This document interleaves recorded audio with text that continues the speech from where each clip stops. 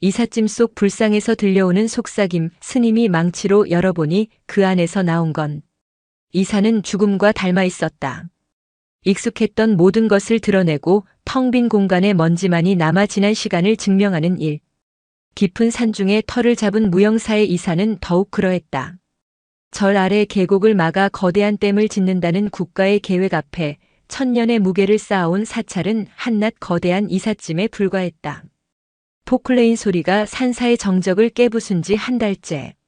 스님들의 수행은 중장비의 굉음과 뒤섞인 지 오래였다. 법당의 불상들은 하얀 손포에 겹겹이 쌓여 새로운 안식처로 먼저 옮겨졌고 육중한 범종은 크레인에 들려 산을 내려갔다. 남은 것은 수백 년 된 목재 기둥과 석가래, 그리고 스님들의 손때 묻은 자잘한 살림들 뿐이었다. 앳된 얼굴의 동자승 도유는 땀으로 축축한 승복 소매로 턱 밑까지 흐른 땀을 훔쳤다. 그의 나이 이제 간 17. 5년 전 부모를 여의고 이곳 무형사로 들어와 주지 스님인 지산 노승을 아버지처럼 따르며 수행해왔다. 그에게 무형사는 집이었고 세상의 전부였다. 그 세상이 해체되는 광경을 맨몸으로 받아내는 일은 뼈마디가 시큰거릴 만큼 고된 노동보다 더 힘겨웠다. 도윤아, 거기 서서 딴 생각 말고 요사체 뒤편의 관음상도 옮겨야지. 사형인 법운 스님의 퉁명스러운 목소리가 도윤의 상념을 깨뜨렸다. 법운 스님은 이 더위와 소음, 끝없는 이사 작업에 진작부터 짜증이 나 있는 터였다. 네, 스님. 도윤은 대답하며 낡은 요사체 뒤편 늘 그늘져 이끼가 파랗게 낀 구석으로 향했다. 그곳에는 한 아름 크기의 낡은 목조 관음 보살상이 있었다. 오랜 세월 비바람을 맞아 표면은 거칠게 트고 자비로워야 할 얼굴의 칠은 벗겨져 얼룩덜룩했다. 언제부터 그 자리에 있었는지 아는 스님도 거의 없었다. 법당의 화려한 금동 불상들과 달리 이 관음상은 늘 절의 가장 후미진 곳에서 침묵으로 자리를 지켰다. 도윤은 관음상을 들어 올리기 위해 무릎을 굽혔다. 보기보다 묵직했다. 나무의 결 사이사이로 축축한 흙냄새와 묵은 나무 냄새가 훅 끼쳐왔다. 그가 숨을 참고 힘을 주어 관음상을 가슴 높이까지 들어 올린 순간이었다. 흡! 아주 미세하고 희미한 소리. 마치 오랫동안 숨을 참던 사람이 겨우 내쉬는 첫 숨 같은 소리였다. 소리라기보다는 차라리 진동에 가까웠다.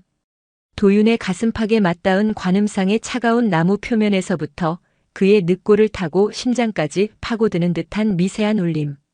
도윤은 저도 모르게 소리를 내며 관음상을 놓칠 뻔했다. 간신히 끌어안고 뒷걸음질 쳤다. 심장이 미친 듯이 방망이질했다. 잘못 들었나? 땡볕 아래에서 너무 오래 일한 탓에 현기증이 난 것일까? 그는 주위를 둘러보았지만 법운 스님은 다른 스님과 무언가 이야기를 나누고 있을 뿐 이쪽은 보지도 않았다. 다시 한번. 도윤은 마른 침을 삼키고 관음상을 가슴에 바싹 끌어안았다. 귀를 바짝 대보았다. 산사의 오후는 매미 소리와 멀리서 들려오는 기계 소리로 가득했다. 그러나 그 모든 소리를 비집고 나무의 심지로부터 스며 나오는 듯한 소리가 다시 한번 느껴졌다. 이번엔 더 길었다. 그리고 슬펐다. 마치 깊은 잠에 빠진 사람의 고통스러운 잠꼬대 같기도 했고 목구멍 깊은 곳에서부터 억지로 끌어올리는 신음 같기도 했다. 그뿐만이 아니었다. 관음상을 아는 팔뚝으로 미지근한 온기마저 느껴지는 듯 했다. 여름 햇살에 달궈진 나무의 온도와는 분명 다른 살아있는 생물의 체온 같은 온기였다. 도윤은 새파랗게 질린 얼굴로 요사체 마당을 가로질러 달려갔다. 그는 이삿짐 목록을 확인하던 주지 스님 지산의 앞에 관음상을 내려놓았다.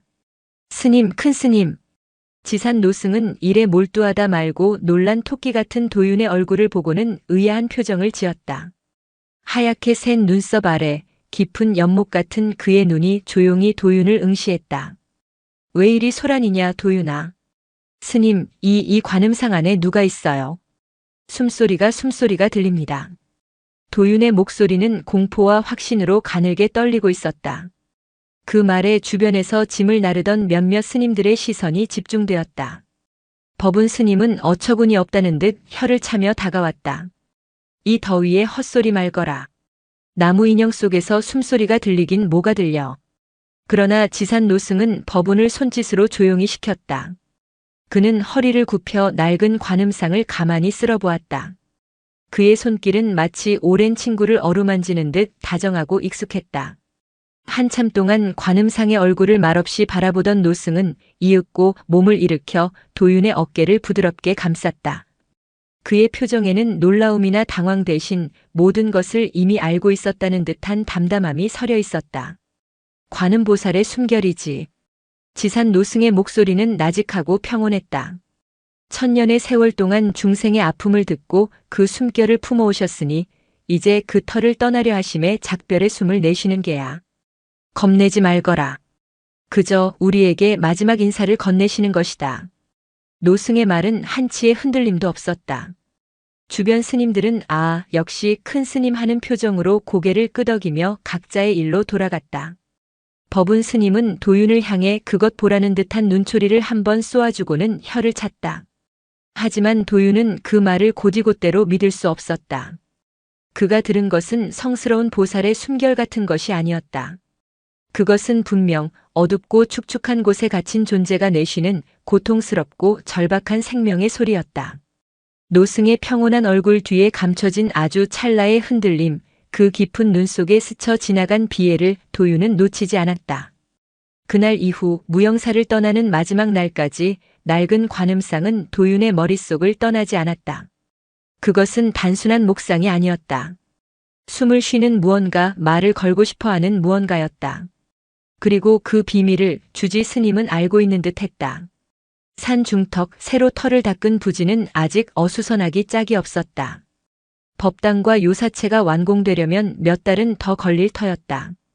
스님들은 임시로 지은 조립식 가건물에 기거하며 이삿짐으로 들어찬 컨테이너 박스들 사이에서 하루하루를 보냈다. 모든 것이 임시였고 불안정했다. 도윤의 불안은 날이 갈수록 커져만 갔다. 문제의 관음상은 다른 불상들과 함께 임시 법당으로 쓰이는 가장 큰 가건물 한쪽에 모셔졌다. 스님들은 매일 새벽 그 앞에서 예불을 올렸지만 누구도 그 관음상에 대해 더 이상 이야기하지 않았다. 마치 지산 노승의 한마디로 모든 의문이 봉인이라도 된 듯 했다. 하지만 도윤에게는 그것이 끝이 아니었다. 밤마다 그는 잠을 이룰 수 없었다. 임시 숙소는 법당과 가까웠다. 스님들이 모두 잠든 깊은 밤 세상의 모든 소리가 잠들고 바람소리만이 가건물 벽을 핥고 지나갈 때면 어김없이 그 소리가 들려왔다. 놓고 가면 안 돼. 처음에는 바람소리나 낡은 가건물이 삐걱대는 소리라고 애써 무시했다. 그러나 그 속삭임은 날이 갈수록 선명해졌다. 그것은 더 이상 단순한 숨소리가 아니었다. 의미를 가진 단어의 파편이었다. 여자의 목소리 같기도 했고 어린아이의 목소리 같기도 한 성별을 가늠할 수 없는 가냘픈 소리. 그 소리는 법당 쪽에서 바람을 타고 실려와 도윤의 귓가를 끈질기게 파고들었다. 여긴 아직 남았어. 도윤은 이불을 머리끝까지 뒤집었었다. 심장이 세차게 뛰어 귀가 먹먹했다. 그는 다른 스님들이 이 소리를 듣지 못하는지 궁금했다. 하지만 다음 날 아침 누구도 밤사이에 이상한 소리에 대해 이야기하지 않았다. 오직 도윤만이 수면 부족으로 퀭한 눈을 하고 있을 뿐이었다. 법운 스님은 그런 도윤을 볼 때마다 못마땅한 표정을 지었다. 절을 옮기느라 모두가 힘든데 너만 유독 상을 찌푸리고 있구나. 어린 놈이 벌써부터 수행에 게으름을 피우는 게냐? 헛것이 들리고 보인다는 건 다 내 마음이 시끄럽기 때문이다. 도윤은 아무 대꾸도 할 수 없었다. 이것이 정말 자신의 마음이 만들어낸 망상일까? 하지만 귓가에 남은 소리의 감촉은 너무나도 생생했다.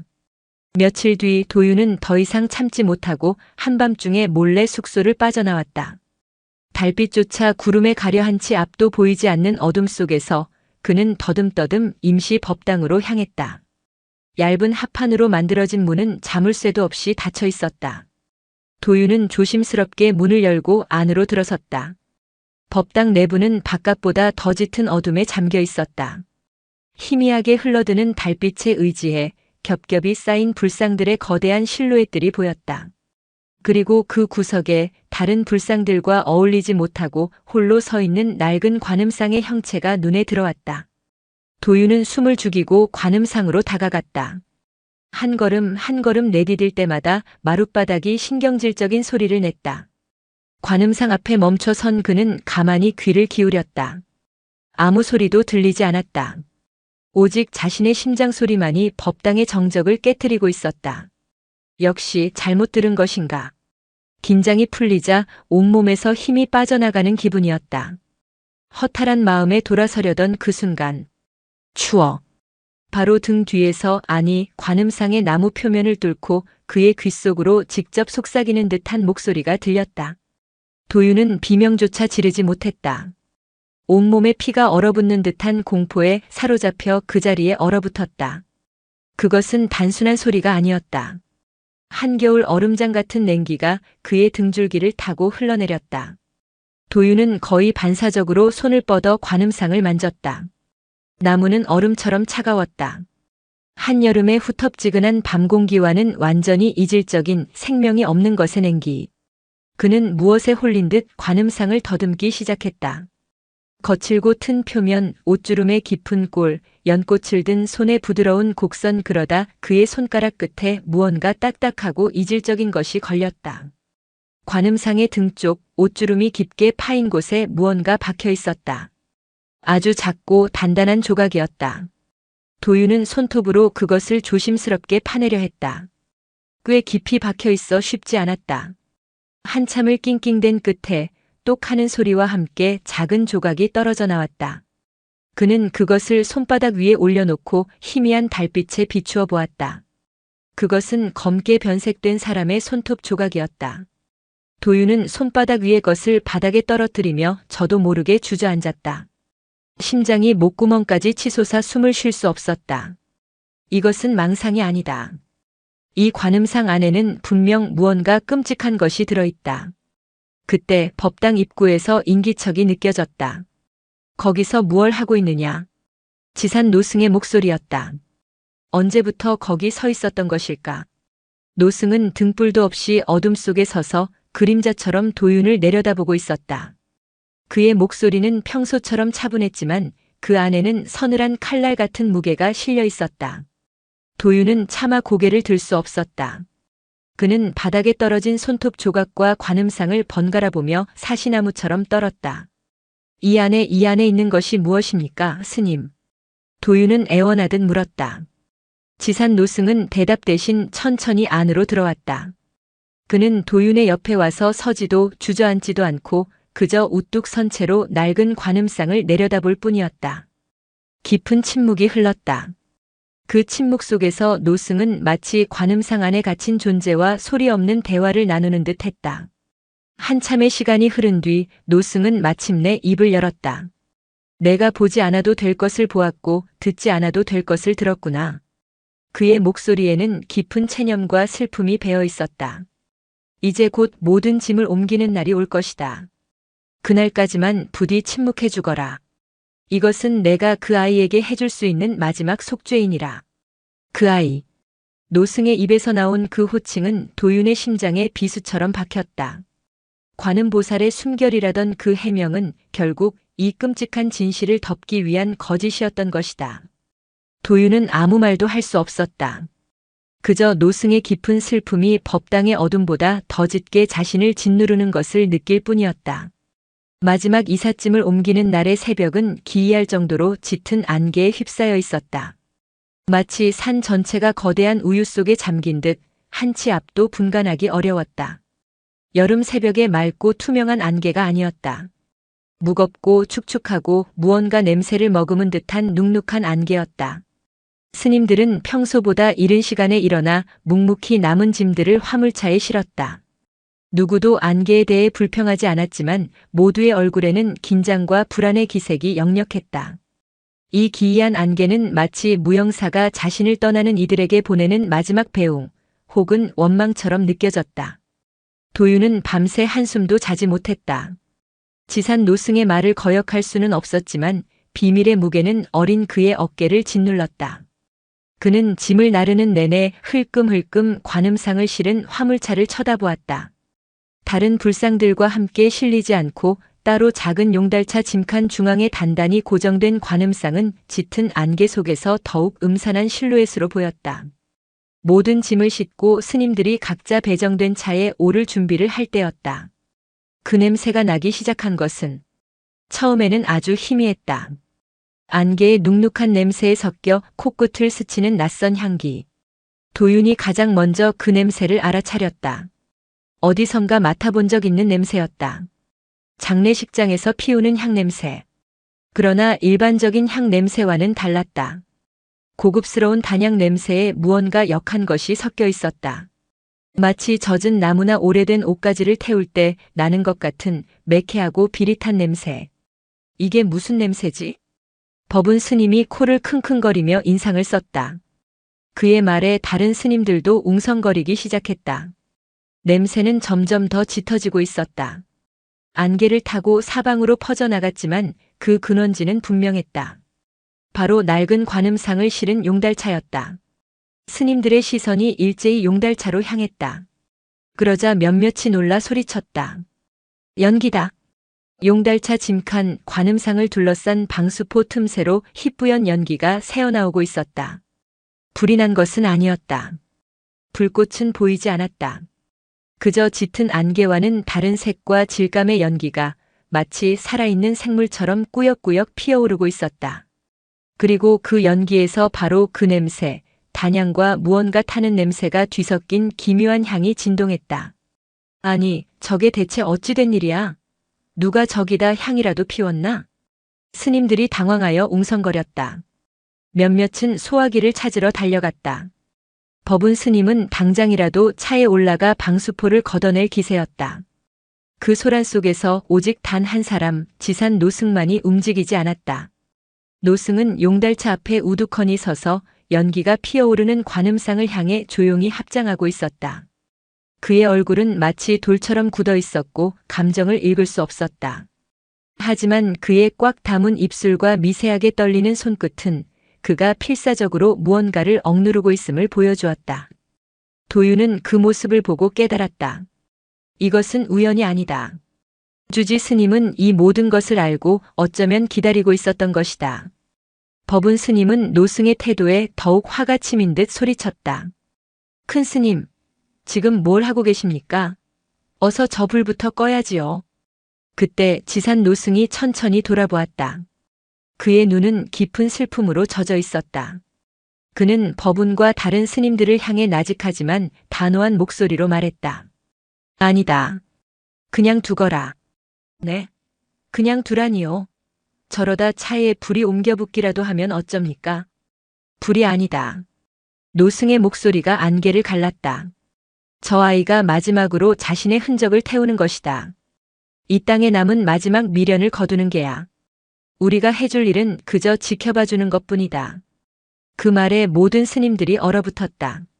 저 아이라는 말의 의미를 누구도 이해하지 못했지만 노승의 목소리에 담긴 엄청난 비통함과 엄숙함에 압도되어 누구도 감히 더 이상 나서지 못했다. 법운조차도 무언가 심상치 않은 일이 벌어지고 있음을 직감하고 입을 다물었다. 도윤은 그 광경을 숨죽여 지켜보았다. 연기는 점점 더 짙어졌고 그 기이한 향은 온 산을 감쌀 듯이 퍼져나갔다. 그것은 분명 누군가의 장례식이었다. 이름도 얼굴도 무덤도 없이 낡은 목상 안에 갇혀있던 한 영혼이 자신이 머물던 터전을 떠나며 스스로를 태우는 의식. 연기는 한참 동안이나 계속 피어오르다 마치 처음부터 아무 일도 없었다는 듯 스르르 잦아들었다. 짙었던 향기도 안개 속으로 흩어져 사라졌다. 모든 것이 끝나자 거짓말처럼 안개가 서서히 걷히기 시작했다.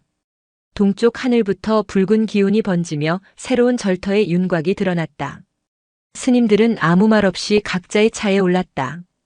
누구도 감히 그 연기와 향기에 대해 묻지 않았다. 그것이 무영사의 마지막 비밀이며 주지 스님이 홀로 짊어져 온 업보임을 어렴풋이 느꼈기 때문이었다. 도윤은 지산 노승과 함께 용달차 조수석에 올랐다. 차가 천천히 산길을 내려가기 시작했다.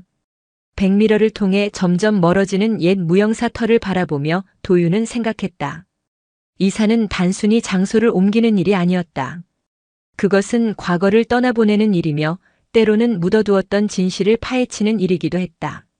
그리고 오늘 새벽의 저 기이한 의식은 이 기나긴 이사의 서막에 불과하다는 예감이 들었다.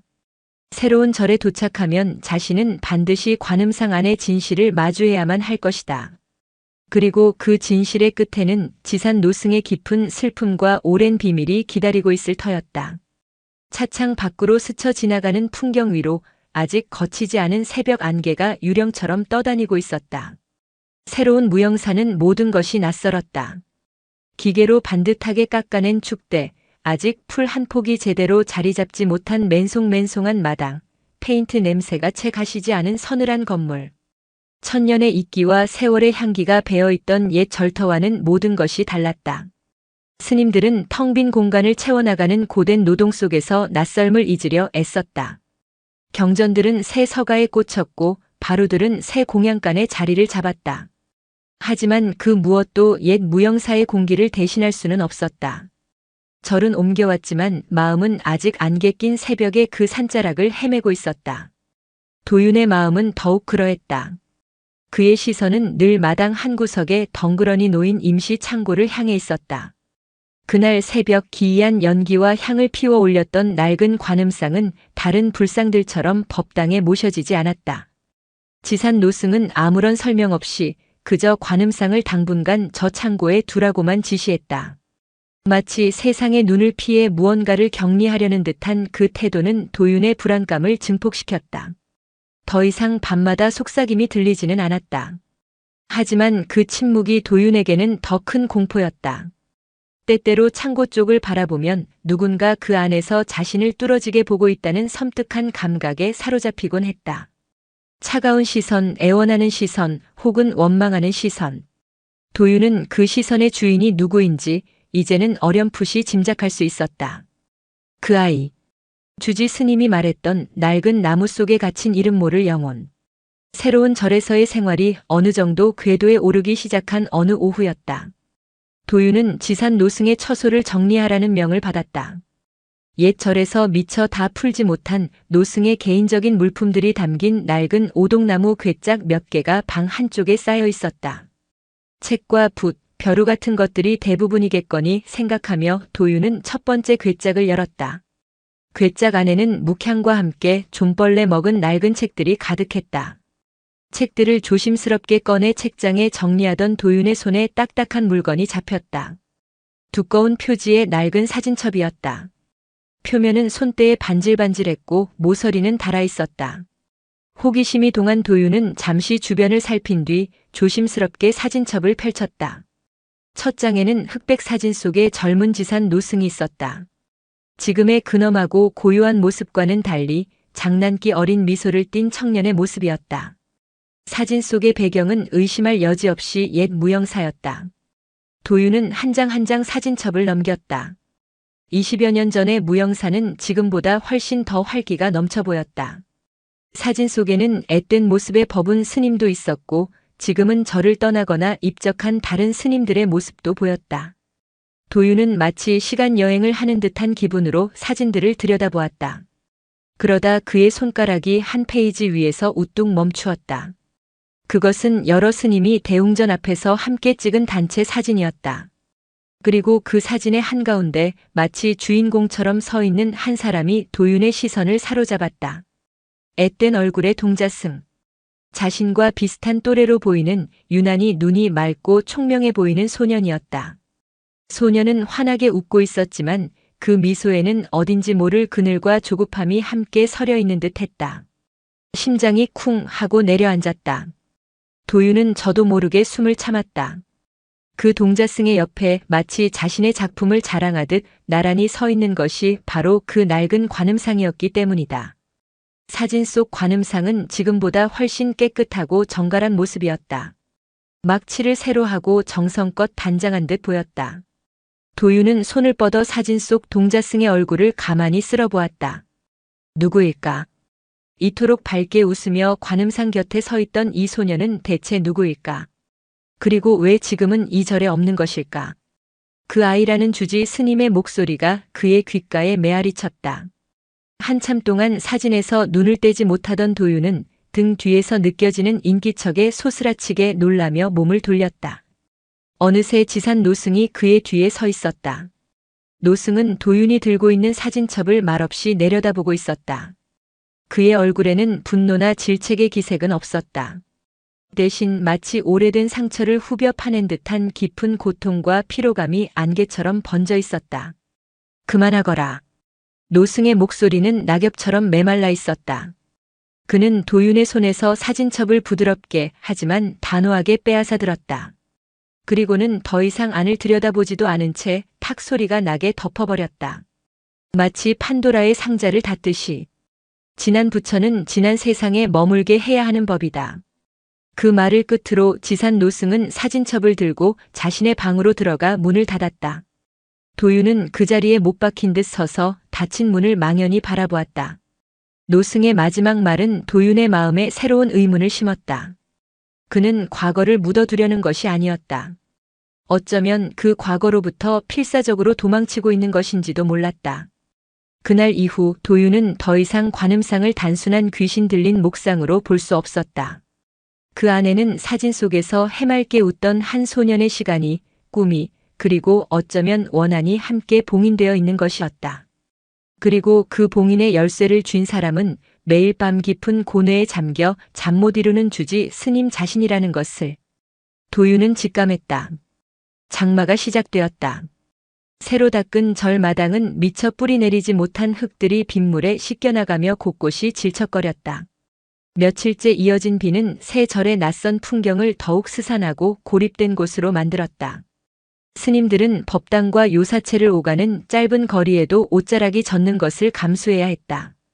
도윤의 마음도 장마처럼 질척거렸다. 낡은 사진첩 속 동자승의 얼굴과 주지 스님의 고통스러운 표정이 머릿속을 떠나지 않았다. 그는 진실에 다가가고 싶었지만 주지 스님은 더 이상 틈을 보여주지 않았다. 그에게 남은 유일한 실마리는 사진 속에 함께 있었던 법운 스님뿐이었다. 그러나 법운 스님에게 과거를 묻는 것은 쉽지 않았다. 그는 본래 무뚝뚝하고 현실적인 성격이었다.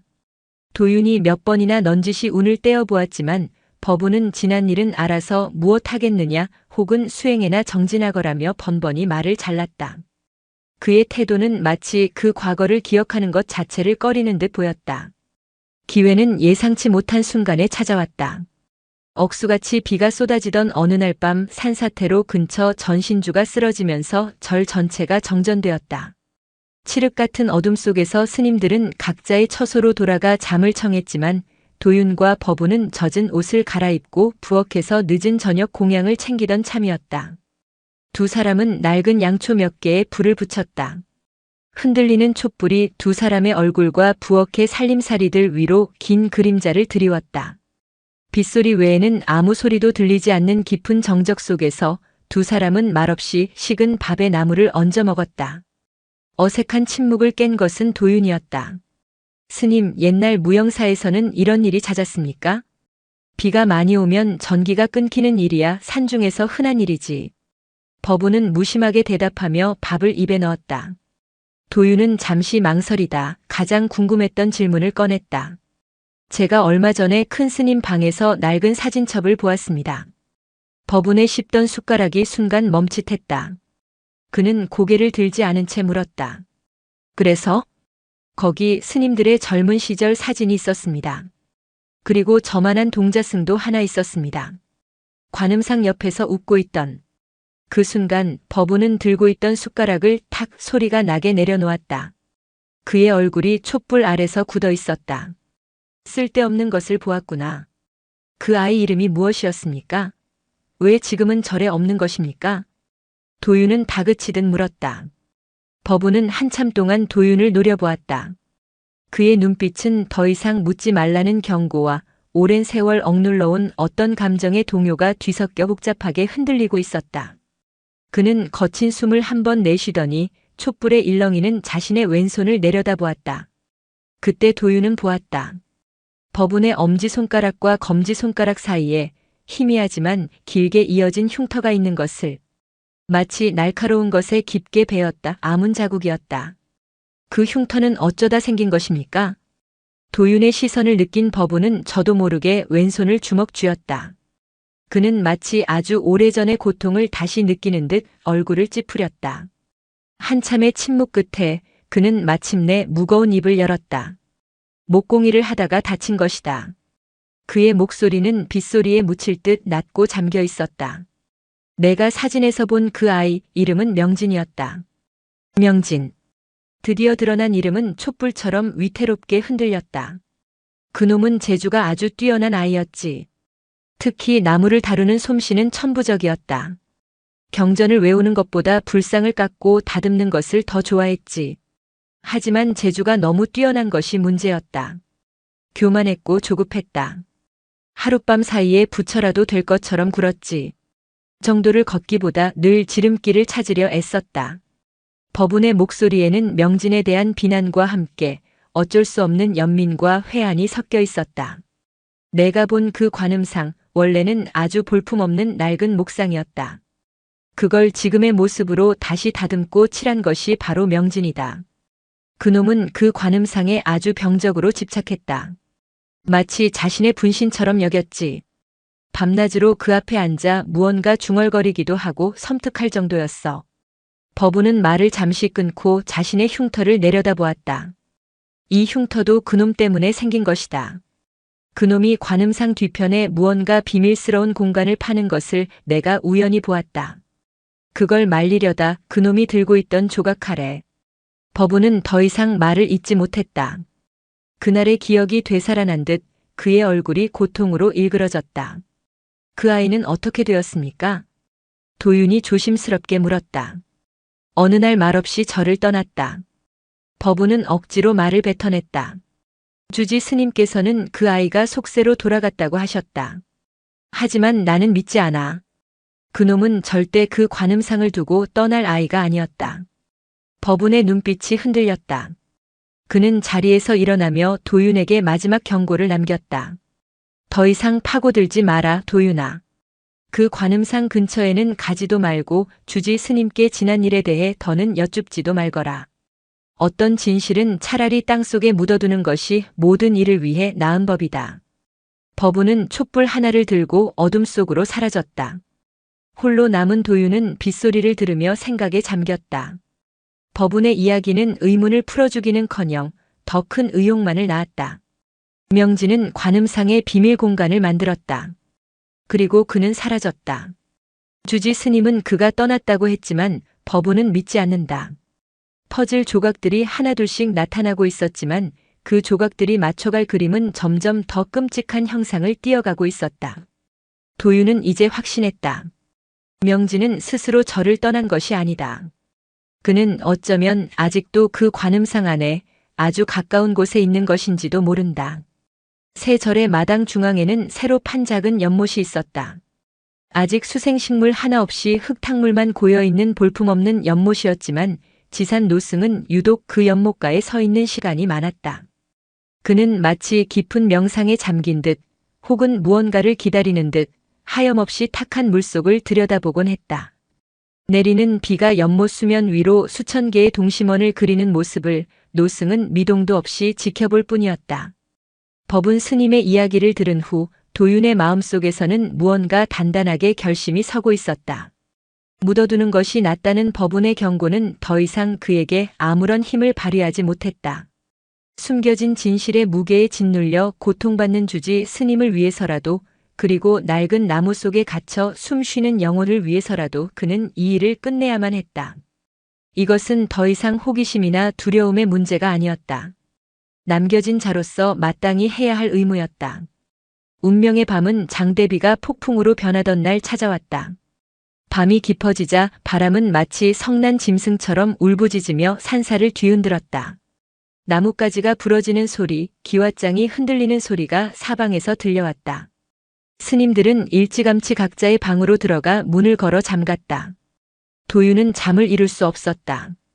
창문을 때리는 빗소리와 바람소리에 귀를 기울이고 있던 그의 귀에 불현듯 다른 소리가 섞여 들어왔다. 쾅, 쾅, 쾅. 일정하고 신경질적인 소음. 도윤은 자리에서 벌떡 일어났다. 그것은 관음상이 보관된 임시 창고 쪽에서 들려오는 소리였다. 거센 바람에 낡은 창고 문이 잠금 장치에서 벗어나 문틀에 미친 듯이 부딪히고 있는 것이 분명했다. 도윤은 순간 망설였다. 하지만 그는 이내 무언가에 이끌리듯 자리에서 일어났다. 이것은 단순한 우연이 아니었다. 마치 창고 안에 있는 무언가가 자신을 부르고 있다는 강렬한 예감에 사로잡혔다. 그는 얇은 승복 위에 장삼을 걸치고 방을 나섰다. 밖은 아수라장이었다. 눈을 뜰 수 없을 정도로 세찬 비바람이 몰아쳤다. 도윤은 비틀거리며 창고를 향해 달려갔다. 예상대로 낡은 나무 문짝 하나가 바람에 활짝 열려 경첩이 떨어져 나갈 듯 덜컹거리고 있었다. 도윤은 창고 안으로 비틀거리며 들어섰다. 칠흑 같은 어둠 속에서 번개가 번쩍이며 찰나의 빛을 뿌렸다. 그 순간 창고 한가운데 놓인 관음상의 모습이 드러났다. 찢어진 지붕 틈새로 새어들어온 빗물이 관음상의 어깨를 타고 흘러내리고 있었다. 번갯불에 비친 관음상의 얼굴은 마치 눈물을 흘리는 것처럼 보였다. 그때였다. 도윤은 새로운 소리를 들었다. 바람 소리도 빗소리도 문이 덜컹거리는 소리도 아니었다. 그것은 관음상의 내부 나무의 가장 깊은 곳에서부터 울려나오는 소리였다. 툭툭툭. 아주 희미하지만 분명한 규칙성을 가진 소리. 마치 갇힌 사람이 벽을 두드리는 소리 같기도 했고 약해질 대로 약해진 심장이 마지막으로 뛰는 소리 같기도 했다. 도윤은 홀린 듯 관음상으로 다가가 그 차가운 나무 표면에 귀를 가져다 댔다. 소리는 더 선명하게 들려왔다. 그것은 살아있는 것의 소리였다. 고통받는 생명의 마지막 절규였다. 바로 그 순간 또 다른 소리가 그의 귀를 파고들었다. 빗소리를 뚫고 들려오는 구슬픈 가락의 연불소리. 도윤은 창고 문틈으로 밖을 내다보았다. 저 멀리 연못가에 한 사람이 비를 흠뻑 맞은 채 서 있었다. 지산 노승이었다. 노승은 쏟아지는 폭우 속에서 마치 이 세상 사람이 아닌 것처럼 우두커니 서서 탁한 연못을 향해 구슬프게 지장보살본원경을 외우고 있었다. 지옥에서 고통받는 중생을 구원하는 경전이었다. 관음상 속에서 울리는 나무 소리, 연못을 향해 울려 퍼지는 노승의 연불소리, 세차게 쏟아지는 빗소리. 이 세 가지 소리가 하나로 뒤섞여 20년 동안 묵혀온 거대한 비극의 교향곡처럼 도윤의 영혼을 뒤흔들었다. 모든 것이 분명해졌다. 주지 스님은 알고 있었다. 관음상 안에 무엇이 있는지, 그리고 그 영혼이 얼마나 고통스러워하는지를. 그는 그 영혼을 달래기 위해 차마 자신의 죄를 고백하지 못한 채 비오는 연못을 향해 속죄의 연부를 외우고 있었던 것이다. 도윤의 눈에서 뜨거운 것이 흘러내렸다. 빗물인지 눈물인지 분간할 수 없었다. 그는 더 이상 망설일 수 없었다. 이 끔찍한 침묵과 고통의 밤을 끝내야만 했다. 명진의 영혼을 해방시키고 주지 스님을 업보의 굴레에서 벗어나게 해야 했다. 그것이 자신이 이 절에 온 이유이며 부처가 자신에게 내린 소임일지도 모른다고 생각했다. 도윤은 결심을 굳혔다. 그는 비바람을 뚫고 절 구석에 있는 연장 창고로 달려갔다. 녹슨 철제 선반 위에서 그는 묵직한 망치와 날카로운 정을 찾아 손에 움켜쥐었다. 번개가 다시 한번 세상을 밝혔을 때 그 빛에 드러난 도윤의 얼굴은 더 이상 두려움에 떠는 소년의 얼굴이 아니었다. 비장하고 단호한 결의에 찬 한 수행자의 얼굴이었다. 이제 그는 스스로 문을 열기로 결심했다. 폭풍우는 절정을 향해 치닫고 있었다. 도윤의 손에 들린 묵직한 망치는 차가운 빗물과 결의로 축축했다. 그는 다시 임시 창고로 돌아왔다. 바람에 덜컹거리는 문짝은 마치 들어오라 손짓하는 망령의 팔처럼 보였다. 창고 안 어둠 속에 잠긴 관음상은 이제 더 이상 두려움의 대상이 아니었다. 그것은 구해야 할 영혼이 갇힌 감옥이자 풀어야 할 비극의 관이었다. 도윤은 관음상 뒤로 돌아갔다. 법운 스님의 흉터를 남겼던 그 조각칼 자국이 어디였을까? 그는 빗물에 젖은 손으로 관음상의 등을 더듬었다. 옷주름이 깊게 파인 곳, 나무의 결이 유독 부자연스럽게 이어진 부분이 손끝에 느껴졌다. 교묘하게 다른 나무 조각으로 덧대어 막아놓은 흔적이었다. 명진은 이곳에 비밀의 문을 만들었던 것이다. 그리고 20년 전 어느 날 누군가가 그 문을 밖에서 영원히 닫아버렸다. 첫 번째 망치질은 주저했다. 천년 고찰의 성물을 제 손으로 파괴한다는 죄책감이 그의 팔을 붙잡았다. 그러나 귓가에 맴도는 나무 속의 희미한 소리, 연못가에서 비를 맞으며 연부를 외던주지 스님의 비통한 모습이 그의 망설임을 부수었다. 이것은 파괴가 아니라 구원이다. 쾅! 둔탁한 소리가 폭풍의 울음소리를 뚫고 창고 안에 울려 퍼졌다. 도윤은 덧대어진 나무 조각의 가장자리에 정을 대고 망치로 힘껏 내리쳤다. 오래된 나무는 비명을 지르며 조금씩 부서져 내렸다. 한 번, 두 번 망치질이 계속될수록 그의 온몸은 땀과 빗물로 뒤범벅이 되었다. 얼마나 지났을까? 마침내 쩍 하는 소리와 함께 덧대어진 나무 조각의 일부가 부서져 안으로 떨어져 나갔다. 그와 동시에 안에서부터 훅 끼쳐오는 냄새의 도윤은 저도 모르게 뒷걸음질 쳤다. 그것은 새벽녘에 맡았던 단약 냄새와는 전혀 다른 끔찍한 악취였다.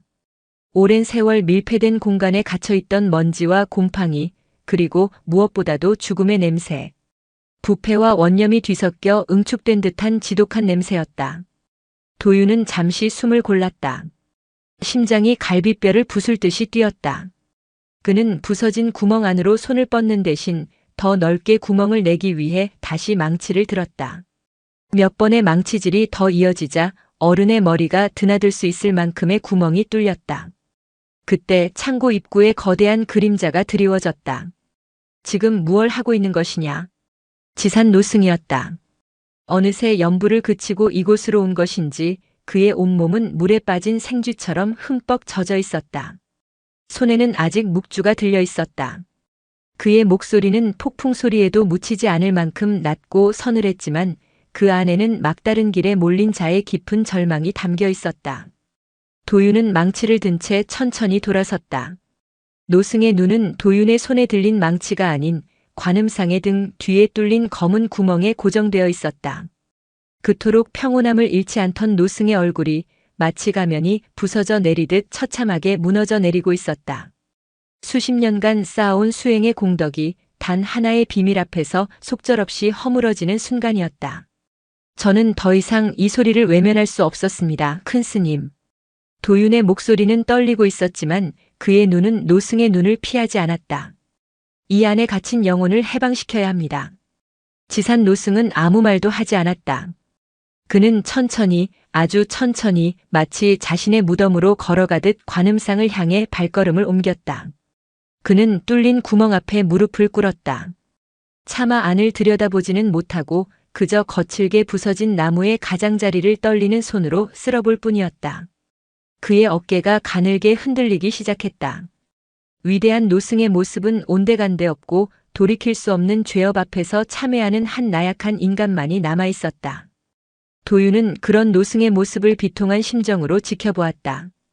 그는 촛불이라도 찾아야겠다는 생각에 창고 안을 두리번거렸다. 그때 하늘을 찢는 듯한 섬광과 함께 천둥이 내리쳤다. 번개가 창고 내부를 대낮처럼 밝혔다. 그리고 도윤은 보았다. 관음상에 뚫린 구멍 안 그 어둡고 깊은 공간 속에 웅크리고 있는 것을. 그것은 단순한 유골 뭉치가 아니었다. 낡고 해진 회색 승복에 감싸인 채 무릎을 가슴에 붙이고 머리를 숙인 마치 태아와 같은 자세로 웅크린 한 소년의 작은 미라멈이었다. 건조한 나무 속에서 20년의 세월을 견디며 육신은 검게 마르고 가죽만 남았지만 그 형태만은 온전히 보존되어 있었다. 그리고 그 검게 말라붙은 손에는 무언가가 꼭 쥐어져 있었다. 나무를 깎는 데 쓰는 작은 조각칼. 법운 스님에게 흉터를 남겼던 바로 그 칼일지도 모르는 날카로운 칼날이 자신의 심장을 향한 채로. 찰나의 번갯불이 꺼지고 세상은 다시 어둠에 잠겼다. 하지만 그 끔찍하고 슬픈 광경은 도윤의 망막에 그대로 각인되었다. 그것은 타살의 흔적이 아니었다. 좁고 어두운 나무 감옥 안에서 스스로 자신의 심장을 향해 칼을 쥐었던 한 소년의 마지막 모습. 절망과 고통 속에서 쓰러져간 명진의 마지막 절규였다.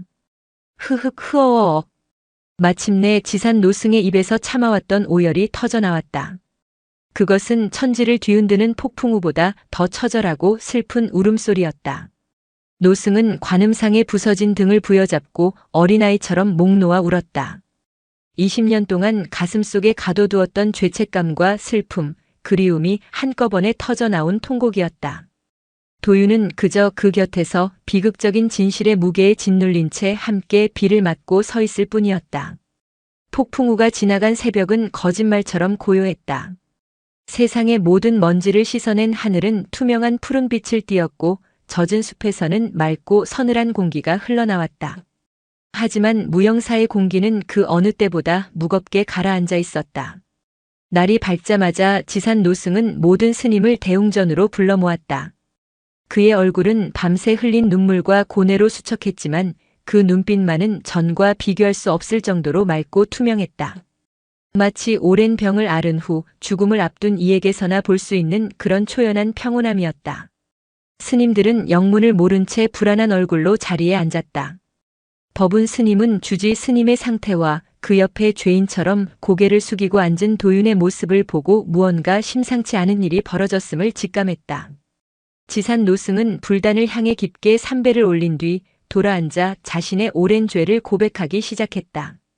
그의 목소리는 나직했지만 대웅전의 모든 공간을 채울 만큼 힘이 있었다. 나는 지난 20년간 부처를 속이고 대중을 속이고 나 자신을 속여온 죄인입니다. 스님들이 술렁였다. 노승은 말을 이었다. 여러분들이 알고 있는 명진이는 속세로 돌아간 것이 아닙니다.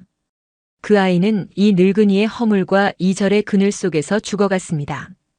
그리고 지난 20년간 자신이 가장 아꼈던 관음상 안에서 단 하루도 잠들지 못했습니다. 법운의 얼굴이 새하얗게 질렸다. 그는 자리에서 벌떡 일어날 뻔했지만 옆에 있던 스님이 그의 팔을 붙잡았다. 노승의 고백은 담담하게 하지만 가슴을 후벼 파는 아픔을 담고 이어졌다. 명진은 모두의 생각처럼 천재적인 재능을 가진 아이였다. 그러나 그의 재능은 축복이자 동시에 저주였다. 그는 늘 무언가에 쫓기는 듯 했다. 어린 나이에 부모를 잃고 절에 들어온 그는 다른 스님들의 인정을 받고 자신의 존재를 증명하고 싶은 욕망에 사로잡혀 있었다. 특히 그는 주지인 지산의 인정을 갈망했다. 그 아이는 낡은 관음상을 보수하면서 그 안에 자신만의 법당을 만들고자 했습니다.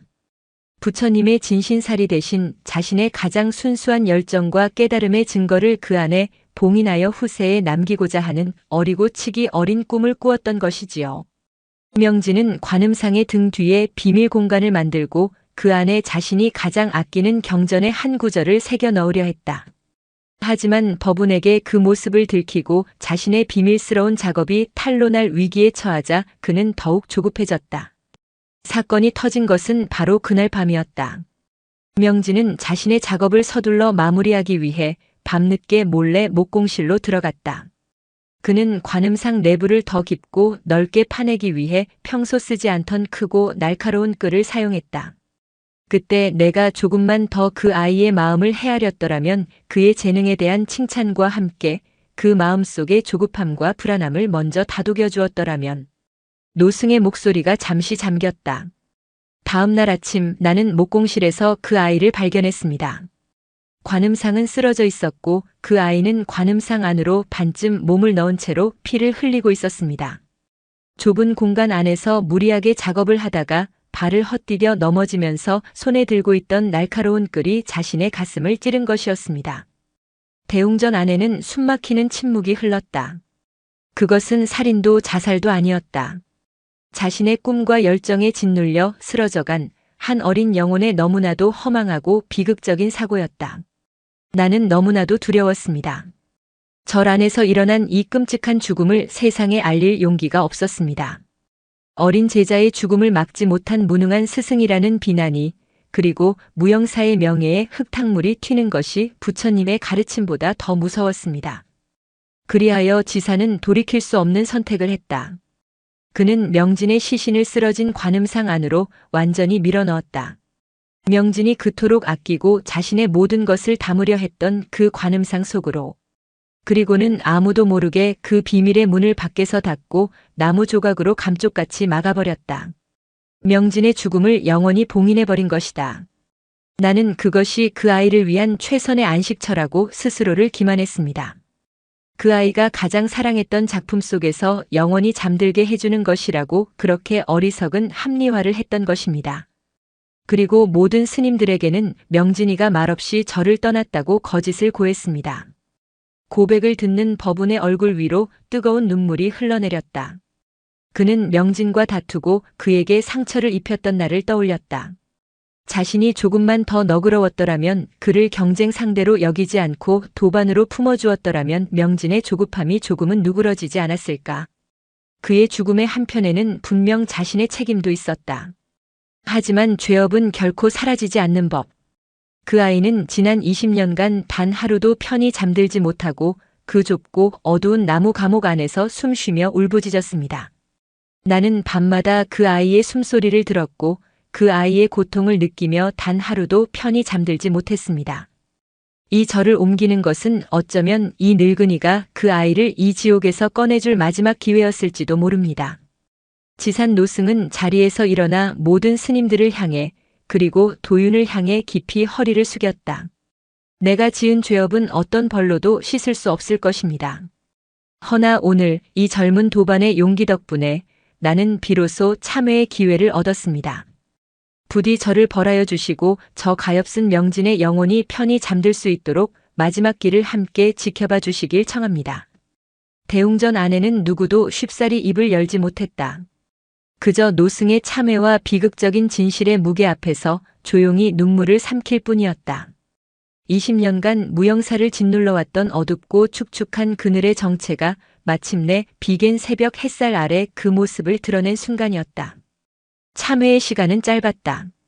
이제 남은 것은 20년이나 늦어버린 장례를 치르는 일이었다. 지산 노승의 얼굴에서는 고뇌의 흔적이 사라지고 오직 제자를 떠나보내는 스승의 슬픔과 결연함만이 남아있었다. 도윤과 법운, 그리고 몇몇 스님들이 창고로 가 관음상을 조심스럽게 눕혔다. 부서진 등 너머로 보이는 명진의 모습은 차마 눈뜨고 보기 힘든 슬픈 광경이었다. 법운은 차마 그 앞에 다가서지 못하고 멀찍이 서서 두 손으로 얼굴을 감싼 채 오열했다. 한때 그토록 시기하고 미워했던 도반의 처참한 마지막 모습 앞에서 그의 마음은 죄책감으로 갈갈이 찢어지는 듯했다. 지산 노승은 직접 관음상 안으로 손을 넣어 명진의 유해를 수습했다. 그는 마치 살아있는 아이를 다루듯 조심스럽고 정중한 손길로 검게 변한 유해를 깨끗한 흰 천 위로 옮겼다. 유해와 함께 그의 손에 굳게 쥐어져 있던 작은 조각칼도 밖으로 나왔다. 녹슬고 빛을 잃은 칼날이 20년의 세월과 한 소년의 비극적인 꿈을 증명하고 있었다. 유해를 수습한 뒤 스님들은 옛 무영사의 전통 방식에 따라 답이, 즉 화장을 준비했다. 새 절터의 한적한 공터에 장작을 높이 쌓아 연화대를 만들었다.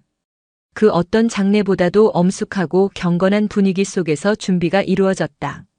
이것은 단순히 한 사람의 육신을 태우는 의식이 아니었다. 20년간 절 전체를 짓눌러온 어두운 업보를 태우고 갇혀있던 영혼을 마침내 해방시키는 신성한 의식이었다. 해가 중천에 떴을 때 모든 준비가 끝났다. 흰 천에 쌓인 명진의 유해는 연화대 가장 높은 곳에 안치되었다. 모든 스님들이 연화대 주위에 둘러앉아 독경을 시작했다. 지산 노승이 직접 불을 붙였다. 화르륵. 마른 장작에 불이 옮겨 붙으며 붉은 불꽃이 하늘을 향해 솟구쳐 올랐다. 스님들의 나직한 독경 소리와 장작이 타들어가는 소리가 뒤섞여 산중으로 퍼져나갔다. 이삿짐을 옮기던 새벽 관음상에서 피어오르던 그 기이한 연기와는 비교할 수 없는 정화의 불길이었다. 도윤은 타오르는 불꽃을 바라보며 생각에 잠겼다. 명진. 그는 어떤 아이였을까? 사진 속에서 그토록 해맑게 웃던 소녀는 어째서 그토록 어둡고 위험한 열망에 사로잡혔던 것일까? 그의 재능은 축복이었을까, 저주였을까? 어쩌면 그 둘은 하나였을지도 모른다. 가장 눈부신 빛이 가장 짙은 그림자를 만들듯이 불길 속에서 도윤은 문득 자신을 돌아보았다. 자신 또한 이곳 무영사에서 무언가를 얻고 무언가를 증명하고 싶어 하지 않았던가. 명진의 비극은 비단 그 한 사람만의 이야기가 아니었다. 깨달음을 향한 길 위에서 누구나 빠질 수 있는 조급함과 아집이라는 함정. 명진은 그 함정에 너무 깊이, 너무 일찍 빠져버린 가여운 영혼이었을 뿐이다. 불길이 절정에 달했을 때 지산 노승은 품에서 무언가를 꺼내 불 속으로 던져 넣었다. 도윤이 보았던 낡은 사진첩이었다. 청년 시절의 웃는 모습, 젊은 스님들과의 추억, 그리고 관음상 옆에서 웃고 있던 명진의 모습까지. 노승은 자신의 죄와 미련 그리고 과거에 대한 모든 집착을 그 불길 속에 함께 던져넣고 있었다. 과거를 태워버림으로써 비로소 진정한 현재를 살아가려는 결연한 의지였다. 다비는 꼬박 반나절 동안 이어졌다. 마침내 불길이 잦아들고 붉게 타올랐던 장작더미는 하얀 잿더미로 변해 있었다. 스님들은 경건하게 잿더미 속에서 명진의 유골을 수습했다. 20년의 세월을 나무 속에서 견뎌온 뼈들은 뜨거운 불길 속에서 마침내 한 줌의 희고 깨끗한 재로 돌아와 있었다. 스님들은 유골을 하얀 한지에 정성껏 담아 작은 목함에 넣었다. 목함 뚜껑을 닫는 순간 어디선가 시원한 바람이 불어와 잿더미에 남은 온기를 훅 불어 흩날렸다. 마치 명진의 영혼이 이제 괜찮다고 고맙다고 마지막 인사를 건네는 듯 했다. 도윤은 하늘을 올려다보았다. 20년의 긴긴 밤을 지나 한 영혼은 마침내 자유를 얻은 것이다. 다음 날 아침 스님들은 다시 한자리에 모였다. 장소는 법당이 아닌 아직 흙탕물만 고여있던 마당의 작은 연못가였다. 지산 노승은 명진의 유골이 담긴 목함을 소중하게 품에 안고 연못 앞에 섰다. 그제야 스님들은 깨달았다. 노승이 왜 그토록 매일 이 텅 빈 연못을 바라보았는지를. 이 연못은 처음부터 명진을 위한 자리였다. 노승은 언젠가 진실이 밝혀지고 명진의 유해를 수습하게 될 날을 예감하며 그를 가장 맑고 깨끗한 곳에 묻어주고자 했던 것이다. 나무 감옥에 갇혔던 그를 이제는 넓고 자유로운 물의 세상으로 돌려보내주려 한 것이다. 이사는 단순히 건물을 옮기는 일이 아니었다. 지산 노승이 스님들을 돌아보며 나직이 말했다.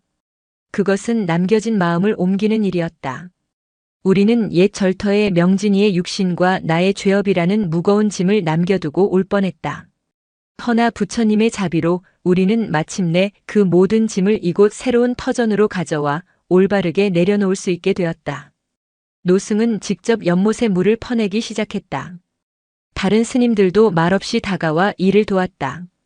질척이는 흙바닥이 드러날 때까지 물을 모두 퍼낸 뒤 노승은 연못의 가장 깊은 중앙에 작은 구덩이를 팠다. 그리고 그 안에 명진의 유골함을 조심스럽게 안치했다. 유골함 위로는 깨끗한 자갈과 흙을 덮었다. 무덤도 비석도 없는 조촐한 안장이었다. 하지만 그 어떤 화려한 무덤보다도 평온하고 깊은 안식처였다. 모든 것이 끝나자 노승은 연못 옆 산에서부터 이어진 작은 수로의 물길을 막고 있던 돌덩이를 치웠다. 그러자 졸졸졸 소리를 내며 맑고 차가운 산과 수로를 타고 흘러와 연못으로 흘러들기 시작했다. 스님들은 숨을 죽이고 그 광경을 지켜보았다. 맑은 물은 흙바닥을 천천히 적시며 명진이 잠든 곳 위로 조용히 차올랐다. 탁했던 흙탕물은 간데없고 투명한 물이 햇살을 받아 반짝였다. 연못은 마치 처음부터 그 자리에 있었던 것처럼 새로운 무형사의 심장부에서 고요하게 빛나기 시작했다. 물이 연못을 가득 채우고 수면이 잔잔해졌을 때 바로 그 순간이었다. 촤! 아주 미세하고 부드러운 물결이 연못의 중앙 명진이 잠든 바로 그 자리에서부터 동심원을 그리며 가장자리로 천천히 퍼져나갔다. 그것은 바람 때문이 아니었다. 연못 아래 가장 깊은 곳에서부터 마치 오랫동안 참았던 숨을 마침내 내쉬는 듯한 평화로운 숨결이 만들어낸 물결이었다. 그 모습을 본 도윤의 눈가에 조용히 이슬이 맺혔다. 처음 그가 낡은 관음상에서 들었던 후 하는 고통스러운 숨소리. 그 숨소리는 이제 원망과 고통을 모두 내려놓고 맑은 물결이 되어 평화로운 숨결로 화한 것이다. 지산 노승은 그 물결을 바라보며 20년 만에 처음으로 편안한 미소를 지었다. 그는 마치 연못 속에 잠든 제자에게 말을 건네듯 나직이 의졸였다. 짐은 사람이 옮겼지만 마음은 이제야 제자리를 찾았구나. 부디 편히 쉬거라, 명진아. 그날 이후 무형사의 연못은 늘 잔잔하고 평화로웠다. 스님들은 그 연못을 볼 때마다 떠난다는 것과 남는다는 것의 의미를 되새겼다. 이사는 결코 떠남이 아니었다. 버리지 못한 마음, 내려놓지 못한 영혼까지 모두 짊어지고 와 새로운 터전에서 비로소 제자리를 찾아주는 일.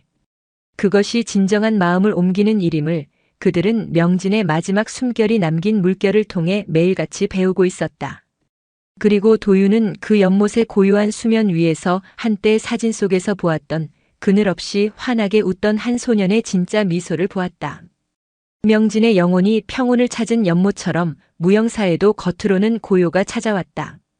새벽의 도량석 소리는 어김없이 산중의 잠을 깨웠고 대웅전에서는 독경 소리가 낭낭하게 울려 퍼졌다. 스님들은 묵묵히 마당을 쓸고 공양을 짓고 울력을 했다. 그러나 그 고요는 물밑의 위태로운 흐름을 감추고 있는 얇은 얼음장 같은 것이었다. 공동체를 지탱하던 가장 단단한 기둥, 주지 스님 지산에 대한 믿음의 깊은 균열이 생겨났기 때문이다. 지산 노승의 참회는 그를 죄의 무게에서는 어느 정도 해방시켰을지 모르나 20년간 지켜온 지도자의 권위에서는 끌어내렸다. 스님들은 더 이상 예전과 같은 존경의 눈으로 그를 바라보지 않았다. 어떤 스님들은 노골적으로 그의 눈을 피했고 어떤 스님들은 등 뒤에서 수군거렸다. 그들의 눈빛은 연민이나 이해보다는 어떻게 그럴 수가 있는가 하는 배신감과 실망감에 더 가까웠다. 한 사람의 생명을 은폐하고 20년간 승가 전체를 기만한 죄는 한 번의 고백으로 씻길 수 있는 성질의 것이 아니었다. 변화는 사소한 것에서부터 드러났다. 아침 공양 시간 늘 주지 스님의 말씀을 경청하던 엄숙한 분위기는 사라졌다. 스님들은 말없이 밥만 먹었고 그 침묵은 쇠를 긁는 소리처럼 불편했다. 경전 강독 시간이 되어도 예전처럼 날카로운 질문을 던지거나 열띤 토론을 벌이는 스님은 없었다. 그들은 그저 지산 노승의 입에서 나오는 말을 영혼 없는 소리처럼 흘려들을 뿐이었다. 한때 절의 구심점이었던 노승은 이제 보이지 않는 유리벽에 갇힌 외로운 섬이 되어가고 있었다. 그 균열의 중심에서 가장 날카로운 목소리를 내는 이는 출가한 지 10년 남짓된 젊은 스님 해민이었다. 그는 계율에 철저하고 이지적인 성품으로 젊은 스님들 사이에서 신망이 두터웠다. 해민은 이 사건을 단순히 한 개인의 과오로 보지 않았다. 그는 이것을 승가 공동체의 근간이 흔들린 중대한 문제로 여겼다. 어느 날 오후 스님들이 모두 모여 다가올 백중 준비에 대해 논의하는 자리였다. 지산 노승이 예년의 관례에 따라 일정을 설명하자 해민이 조용하지만 단호한 목소리로 그 말을 끊었다. 큰 스님, 그 전에 먼저 논의해야 할 문제가 있는 듯합니다. 모든 스님들의 시선이 해민에게로 쏠렸다. 승가의 화합과 청정은 계율을 지킴으로써 유지되는 것입니다. 허나 지난 20년간 저희는 거짓의 토대 위에서 수행해왔음이 밝혀졌습니다. 이런 상황에서 어찌 저희가 속세의 영가들을 위해 제를 올리고 그들을 가르칠 수 있겠습니까? 그의 말은 지산 노승을 정면으로 겨누는 비수였다. 저는 큰 스님께서 이 사태에 책임을 지시고 주지직에서 물러나시는 것이 순리라 생각합니다. 무너진 기강을 바로 세우고 대중의 신뢰를 다시 얻기 위한 첫걸음은 바로 그것이어야 합니다. 좌중은 찬물을 끼얹은 듯 조용해졌다. 누구도 감히 입에 담지 못했던 말을 해민이 공론화한 것이다. 몇몇 젊은 스님들이 동조의 의미로 고개를 끄덕였다. 지산 노승은 해민의 직언을 묵묵히 들었다. 그의 얼굴에는 분노나 모욕감 대신 모든 것을 받아들이겠다는 듯한 깊은 체념의 빛이 감돌았다. 그는 어떤 변명도 하지 않았다. 그때 예상치 못한 사람이 나섰다. 법은 스님이었다. 그는 늘 해민과 같은 현실적이고 비판적인 입장에 서 있던 사람이었다. 하지만 그는 자리에서 일어나 해민을 막아섰다. 해민 스님 지나치십니다. 법운의 목소리는 낮게 가라앉아 있었다. 큰 스님의 과오가 가벼운 것은 결코 아닙니다. 허나 그 죄업의 무게를 지난 20년간 홀로 짊어지고 밤마다 지옥 속에서 살아오신 분 또한 큰 스님이십니다. 그 고통의 깊이를 알지 못하면서 어찌 그리 쉽게 책임과 순리를 논할 수 있단 말입니까? 해민이 차갑게 받아쳤다. 법운 스님께서는 그 사실을 알고도 묵인하셨던 겁니까? 아니면 그저 사사로운 정에 이끌려 원칙을 저버리시는 겁니까? 원칙이라. 법우는 쓴웃음을 지었다. 나 또한 명진이의 죽음에 책임이 있는 사람이요. 그 아이의 재주를 시기하고 그 마음의 그늘을 보듬어주지 못했던 나의 허물이 그 아이를 벼랑 끝으로 내몰았을지도 모르지.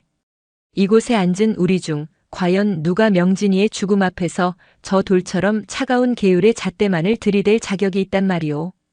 법운의 절규는 대중의 마음을 흔들었다. 그의 고백은 지산 노승의 죄를 덮으려는 것이 아니라 그 비극이 단 한 사람의 잘못이 아닌 공동체 전체의 무관심과 아집이 낳은 결과일 수 있음을 이야기하고 있었다. 그 모든 논쟁의 한가운데서 도윤은 숨막히는 무력감에 시달렸다.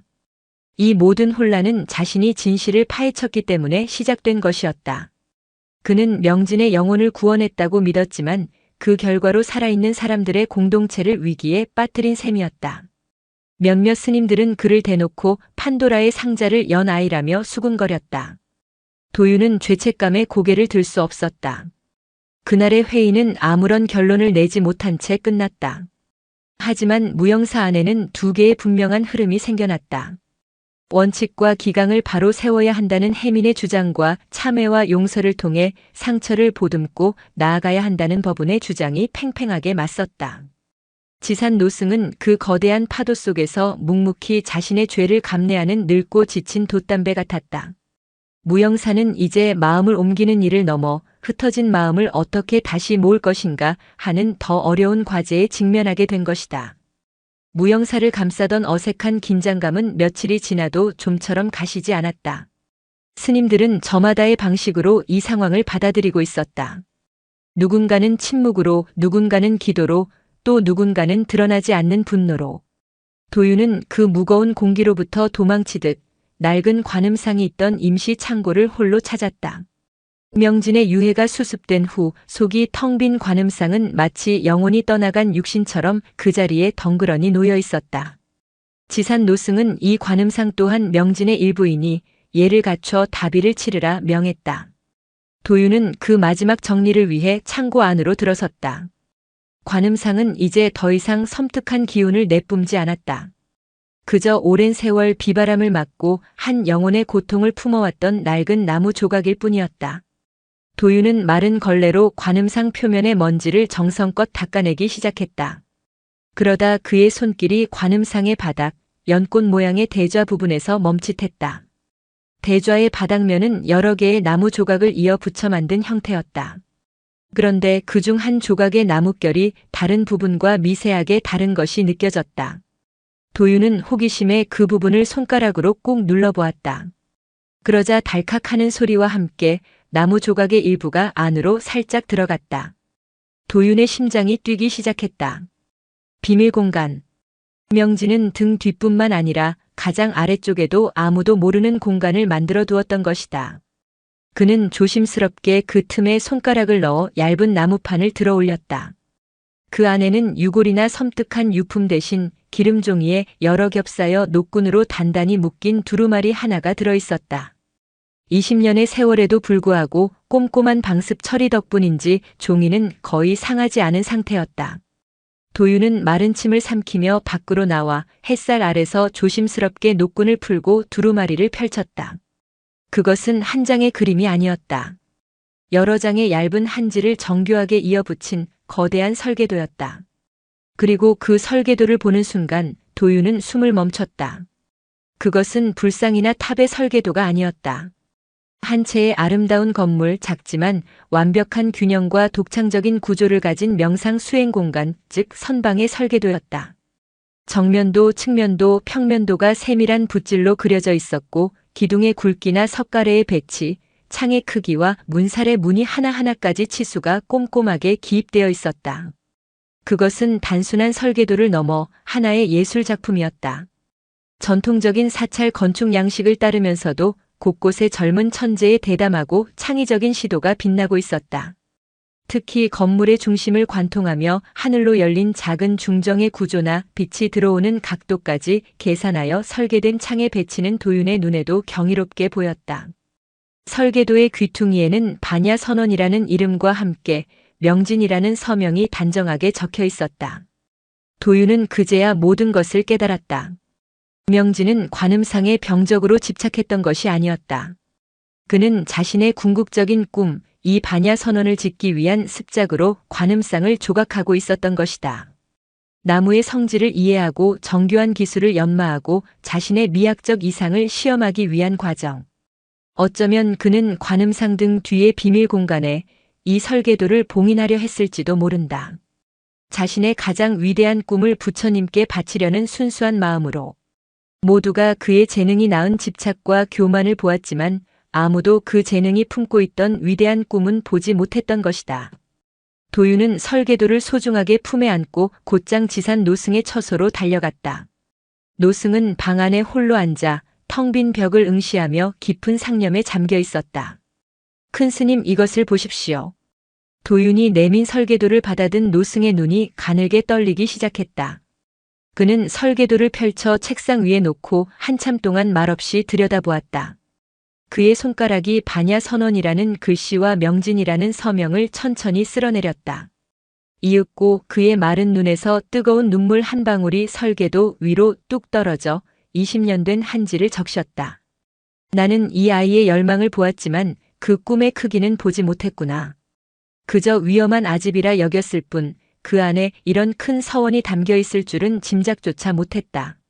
노승의 목소리는 깊은 회한과 탄식으로 젖어 있었다. 그는 명진의 죽음뿐만 아니라 그의 꿈까지도 20년간 땅속에 묻어버렸던 것이다. 그날 오후 지산 노승은 법운을 불렀다. 법운 또한 젊은 시절 목공의 조예가 깊었던 터라 명진의 설계도를 보는 순간 그 안에 담긴 천재성과 깊이를 단박에 알아보았다. 그의 얼굴에 스쳐가는 것은 더 이상 질투나 죄책감이 아니었다. 너무나도 아깝게 저버린 재능에 대한 순수한 경탄과 비통함이었다. 이것은 그저 집이 아니구나. 나무로 지은 경전이다. 법운은 나직이 탄식했다. 그날 밤 지산 노승은 다시 한번 모든 스님들을 법당으로 불러 모았다. 그는 자신의 참회로 인해 흩어진 대중의 마음 앞에 명진의 설계도를 펼쳐 보였다. 지난 20년간 우리는 명진이라는 한 도반을 잃었고 나는 씻을 수 없는 죄를 지었습니다. 우리는 그 아이를 재주를 믿고 교만했던 비극적인 영혼으로만 기억해왔습니다. 노승은 잠시 말을 멈추고 스님 한 사람 한 사람의 눈을 바라보았다. 허나 이 아이는 그저 쓰러져간 것이 아니었습니다. 그는 우리 무영사에 이토록 위대한 불사의 씨앗을 남겨주었습니다. 나는 나의 남은 생을 바쳐 이 아이의 꿈을 완성시켜주고자 합니다. 이 반야 선언을 짓는 것이 내가 명진에게 그리고 이 승가에 할 수 있는 유일하고도 마지막 속죄입니다. 그것은 주지로서 내리는 명령이 아니었다. 한 죄인이 대중에게 올리는 간절한 서원이었다. 그러나 그의 서원은 또 다른 갈등의 불씨가 되었다. 현실적인 문제들이 즉시 제기되었다. 가뜩이나 절을 옮기느라 재정이 바닥난 상태에서 이 거대한 건축을 어떻게 감당할 것인가. 그것은 죽은 제자를 위한 스승의 감상적인 집착일 뿐 현실을 도외시한 무모한 계획이라는 비판이 터져나왔다. 그 비판의 선두에는 역시나 해민 스님이 서 있었다. 큰 스님, 저희는 지금 감상에 젖어 있을 때가 아닙니다. 절의 기강이 무너지고 재정이 위태로운 이때 우선해야 할 일은 그런 허황된 꿈이 아니라 내실을 다지고 현실을 바로잡는 일입니다. 해민의 외침은 법당 안에 차갑게 울려 퍼졌다. 명진의 마지막 꿈은 이제 무영사의 미래를 놓고 벌어질 또 다른 시험대가 되어 스님들 앞에 놓여 있었다. 이 절은 현실적인 안정을 택할 것인가 아니면 한스러져간 영혼의 꿈을 완성시키는 무모한 서원을 택할 것인가. 무영사의 진짜 이사는 아직 끝나지 않은 것이었다. 명진의 꿈, 반야 선언의 설계도는 법당 중앙에 펼쳐진 채 무영사의 새로운 상처가 되었다. 그것은 더 이상 한 천재의 아름다운 유산이 아니었다. 지산 노승의 속죄를 향한 서원과 해민 스님으로 대표되는 현실적인 반대가 첨예하게 맞부딪히는 전쟁터였다. 승가 공동체는 이제 눈에 보이지 않는 선을 경계로 둘로 나뉘었다. 분열은 일상의 가장 깊은 곳부터 좀먹어 들어갔다. 새벽 예불 시간 해민을 따르는 젊은 스님들은 더 이상 법당 앞자리에 앉지 않았다. 그들은 약속이라도 한 듯 뒷자리 구석으로 물러나 앉았고 그들의 독경 소리는 기계처럼 정확했지만 어떤 감정도 실려 있지 않았다. 그것은 순종이 아닌 침묵의 시위였다. 함께 소리를 모아 부처님께 공양을 올리던 예불은 이제 서로 다른 마음들이 위태롭게 쌓아 올린 불협화음의 탑이 되었다. 공양간의 분위기는 더욱 싸늘했다. 예전에는 도반들끼리 수행에 대한 이야기를 나누거나 가벼운 농담이라도 오갔지만 이제는 바로 부딪히는 소리와 씹는 소리만이 공간을 채웠다. 혜미는 지산 노승이 맞은편에 앉기라도 하면 일부러 자리를 옮겨 다른 테이블에 앉기도 했다. 그 노골적인 외면은 다른 스님들에게도 전염되어 어느새 지산 노승과 그를 따르는 몇몇 노스님들의 주변에는 아무도 앉지 않는 공석이 생겨났다. 도유는 그 모든 풍경의 한가운데서 숨막히는 고통을 겪었다. 그는 양쪽 모두에게 이방인이었다. 혜민을 따르는 젊은 스님들은 그를 재앙을 불러온 어린애 취급하며 노골적으로 무시했다. 그들의 눈빛은 내가 괜한 일을 들쑤시는 바람에 이 모든 혼란이 시작되었다고 말하고 있었다. 한편 지산 노승이나 법운 스님은 그를 보호하려 애썼지만 그들의 배려는 도리어 도윤을 더 깊은 죄책감 속으로 밀어넣었다. 자신이 아니었다면 어쩌면 무영사는 거짓 위에 세워졌을지언정 평화로웠을지도 모른다는 생각이 독버섯처럼 피어올랐다. 혜민의 반격은 체계적이고 논리적이었다. 그는 감정에 호소하는 대신 숫자로 이야기하기 시작했다. 그는 자청하여 절의 모든 재정 장부를 정리하고 분석했다. 며칠 밤을 새워 완성한 보고서는 모든 스님들이 보는 게시판에 붙었다. 숫자는 냉혹했다. 댐 건설로 인한 이전 보상금은 새 절을 짓는데 대부분 소진되었고 앞으로 몇 년간은 허리띠를 졸라매도 모자랄 판이었다. 보고서의 마지막에는 이런 문장이 적혀 있었다. 현실을 직시하지 않는 서원은 서원이 아니라 망상이다. 망상은 승가를 병들게 할 뿐이다. 그것은 명진의 꿈을 망상으로 규정하고 지산 노승을 망상에 사로잡힌 지도자로 낙인 찍는 공개적인 선언이었다. 승가의 여론은 급격히 해민 쪽으로 기울었다. 스님들도 결국 현실 속에서 수행하는 인간이었고 그들에게 당장의 살림살이는 20년 전 죽은 동자의 꿈보다 훨씬 더 절박한 문제였다. 모두가 지산 노승이 어떻게 반응할지 주목했다. 그가 주지로서의 권위를 내세워 해민을 꾸짖거나 자신의 서원을 강행할 것이라 예상했다. 그러나 노승의 선택은 모두의 예상을 빗나갔다. 그는 아무런 대응도 하지 않았다. 대신 가장 낮은 곳으로 내려갔다. 다음 날 새벽 스님들은 해우소를 청소하고 있는 노승의 모습을 발견했다. 주지 스님이 직접 분뇨를 퍼내고 바닥을 닦는 모습에 스님들은 경악을 금치 못했다. 해민조차도 그 모습 앞에서는 순간 할 말을 잃었다. 노승은 그날 이후로 매일 절의 가장 굳은 일을 도맡아 했다. 장작을 패고 무거운 쌀자루를 나르고 빗물에 파인 도량을 보수했다. 그것은 권위를 내려놓은 자의 침묵 시위였다. 그는 말 대신 행동으로 자신의 참회를 보여주고 있었다. 나는 더 이상 너희의 존경을 받을 자격이 없는 죄인이다. 나는 그저 이 공동체의 일원으로서 내가 할 수 있는 가장 낮은 일을 할 뿐이다. 그의 묵묵한 노동은 해민의 날카로운 논리보다 더 무겁게 스님들의 마음을 짓눌렀다. 어떤 스님들은 그 모습을 보며 마음이 흔들렸지만 어떤 스님들은 저것 또한 자신의 계획을 관철시키기 위한 교활한 행위라며 더욱 냉담하게 돌아섰다. 법운은 그런 노승의 모습을 누구보다 괴롭게 지켜보았다. 그는 해민을 찾아가 몇 번이나 설득하려 했다. 해민 스님 그만하게. 큰 스님께서는 지금 온몸으로 속죄하고 계시지 않은가. 어찌 벼랑 끝에 선 노스님을 더 밀어붙이려 하는가. 속죄와 책임은 다른 문제입니다. 법은 스님. 해민은 조금도 물러서지 않았다. 개인의 속죄가 공동체의 원칙을 무너뜨리는 명분이 될 수는 없습니다. 스님께서는 지금 사사로운 정에 얽매여 대의를 보지 못하고 계십니다.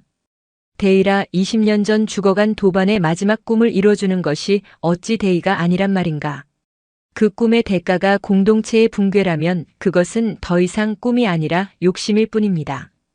두 사람의 대화는 언제나 평행선이었다.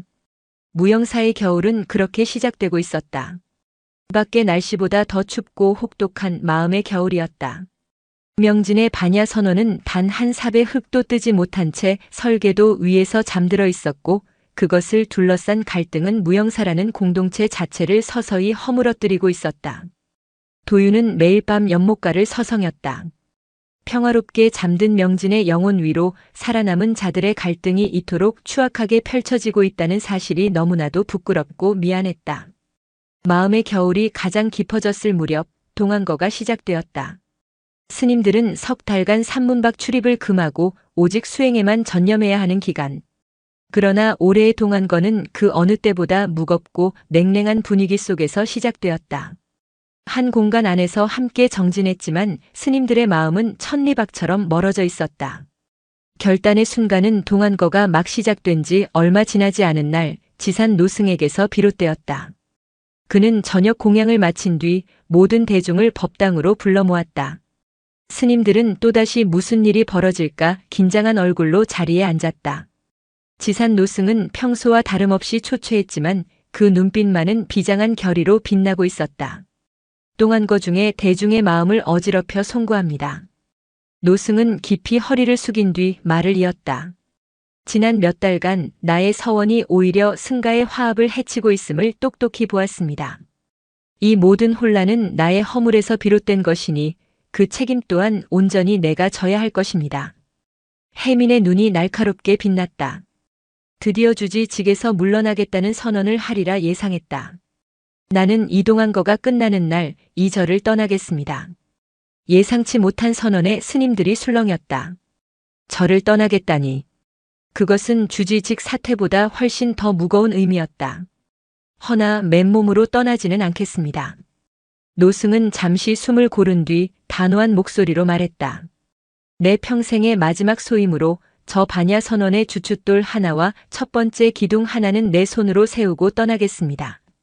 그것이 내가 명진에게 그리고 평생을 몸담았던 이 무영사에 바치는 마지막 공양입니다.